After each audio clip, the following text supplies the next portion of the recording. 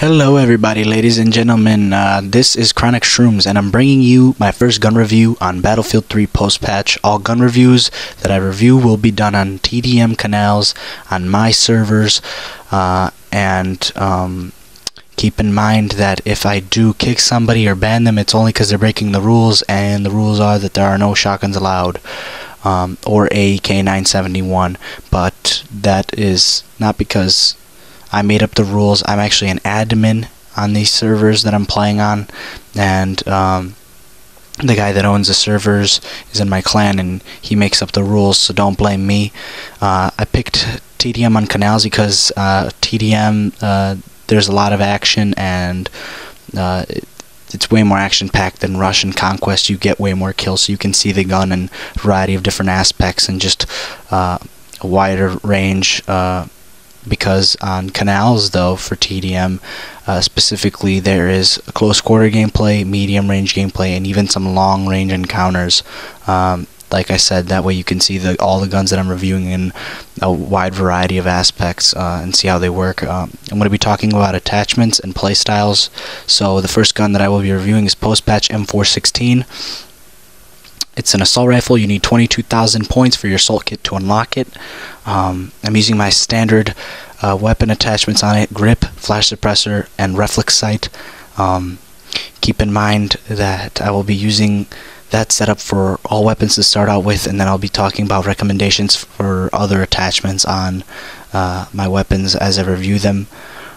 Let's get started by giving you some facts about the M416. It's also called the HK416 technically. The HK stands for Heckler & Koch, which is a German weapons manufacturer. So the gun is of German descent. Let's see here. You get the ACOG scope in ACOG sight in 10 kills, heavy barrel in 20, foregrip in 30, tactical light in 40, reflex sight in 50, bipod in 60, suppressor in 70, holographic sight in 80, laser sight in 90, infrared sight in 100, rifle scope in 125, M145 sight in 150, flash suppressor in 175, PSO1 sight in 200, Cobra sight in 235, PKAS sight in 270, PKS07 sight in 300, and PKA sight in 350 kills.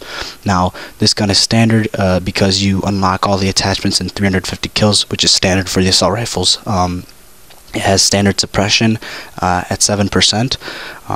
Like I said, you need 22,000 for your assault kit to unlock this gun. This is the first assault rifle that you can actually unlock. You may be saying that the M16A3 and AK-74M are the first two that you unlock, but you are incorrect if you say that, because those are automatically unlocked as they are default for the US Army and the Russian Army. Ammunition capacity for the M416 is 30 rounds, which is standard, and it has 1 round in the chamber, which would be 31. Fires 8 rounds, but that's not important. Reload time is 1.75 seconds loaded, 2.5 seconds empty, which is impressive for an assault rifle because it's 1 second above the average. So I mean, it's always good to have an assault rifle that reloads quick, especially quicker than average. Rate of fire for the M416 is 750 rounds per minute, which is standard. It's not too low, but it's not too high. Velocity is 600 meters per second for the M416, which is standard, and medium maximum range is 900 meters, which is also standard. So everything on paper, statistically, this gun is standard in, and the only thing that it excels in is its reload time. Everything else is standard. So right away, statistically, you can see that this gun is going to be a very simple gun to use, especially since you unlock it first, and it's very easy to unlock. It is the first gun in the assault kit, like I said, that you get to unlock. My first impression on it, because I have used it before, my first impression would have to be that yeah, it's very easy to use. There is recoil, but it's very, very manageable. The recoil is a lot more significant if you're not using a foregrip. So first things first, I recommend a foregrip on this assault rifle. There are assault rifles that I will be reviewing that don't need a foregrip because they're so accurate, and therefore you can put on a tac light or a laser sight to either blind enemies or to increase your hipfire accuracy with the tac light and laser sight. But for the M416, I do recommend the foregrip because the bullets start to scatter without the grip, especially while you're aiming down the sight at medium range. And really, the M416 excels in its medium range aim down sight. That's where you're going to want to be shooting people at. As for its close quarter spray and hip firing, the gun shoots at a standard rate of fire, so you will be taking down people quite a bit, actually. The gun does have a decent rate of fire, and the power is standard. The recoil is standard. With the grip, it's even above average. The reload time is really good. It's above average. There's a nice triple spray right here.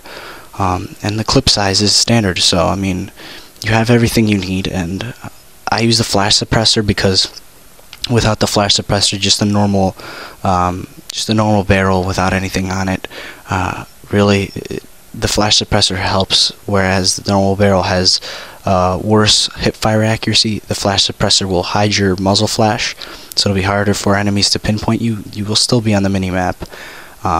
Keep that in mind, though. But the flash suppressor increases your hip fire accuracy in that regard by a little bit. I think that's important because I'm a run and gun type player. Keep in mind that the tac light only blinds enemies when they're close, and when you're far away it gives away your position. As for the laser sight, it increases your hip fire accuracy by 50%. So if you want to take your grip off on this gun and increase your hip fire accuracy by 50%, I'd advise you to do that only if you hip fire a lot and run and gun quite more often than I do, because I use medium range quite a bit too, so I need my aim down sight accuracy, and that's where the foregrip comes into play. I mean, this gun isn't that bad without the laser sight and hip firing either, because like I said, it's got a standard rate of fire, so it's good already in that regard. And without the grip, the gun just scatters more significantly. There's just a lot more recoil, so this is one of those guns that I do prefer a foregrip on. And if you're not going to put the foregrip on, I definitely put on the laser sight for sure, and then run and gun more often with that, because it'll be easier to run and gun and hip fire. It'll be 50% more accurate for you. As for the heavy barrel, though, whereas you would have to change the flash suppressor in for that, the heavy barrel is for people that camp back a little bit and keep distance between them and the enemy, and that's a good tactic of playing, because lots of Battlefield 3 players do that. And the heavy barrel just increases your bullet velocity more.